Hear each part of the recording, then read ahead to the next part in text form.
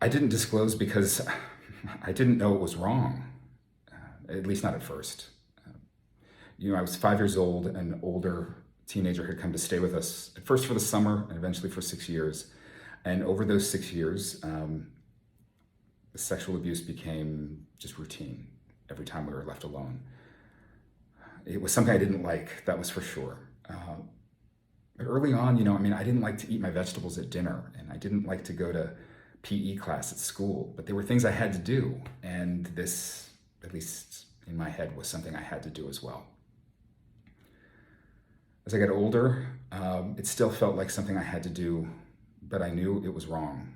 And there were moments I remember of lashing out or pleading with mom and dad not to go out and to leave me alone with him. But eventually it stopped. It stopped because he left the house when I was 11. And I thought it was over and that there was no need to talk about it or disclose. When I went away to college, though, I started to have dreams about it. At first, they were just memories, and then they became vivid, violent dreams.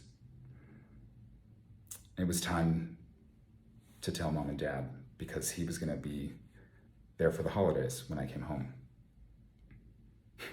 They'd actually asked me to take out a student loan that year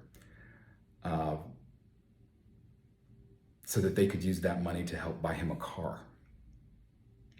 They had no idea of why that would make me so angry, but it did. And with the help of my best friend, who was the first person I told, I prepared to go home early for the holidays and sit down with mom and dad and tell them.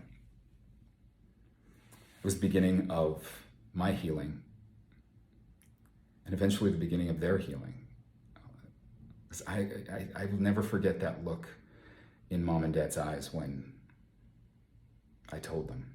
I'm fortunate they believed me immediately, and they did all the right things of helping me with resources and support, love.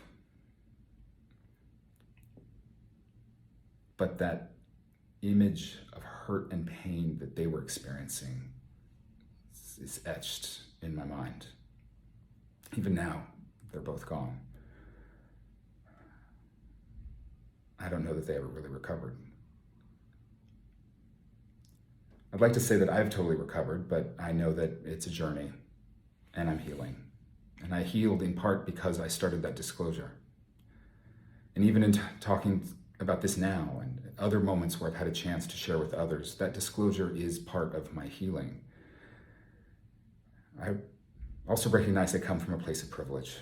Here I am, a white man with an Ivy League degree, lived in New York, worked in the White House, and even started his own business.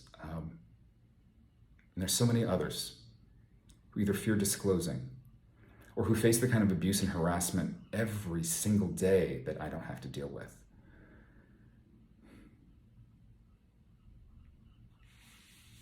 Still, my experience sits with me. I always wanted to be a dad. But at 46, I've still never really had a significant relationship that lasted longer than a year. And the thought of being a dad or even doing it on my own, I've considered.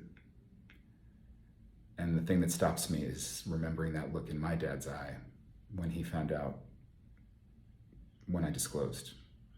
Because although it needed to happen for all of our healing, I can't imagine going through that myself, of hearing that from my child. I didn't disclose because I didn't know it was wrong.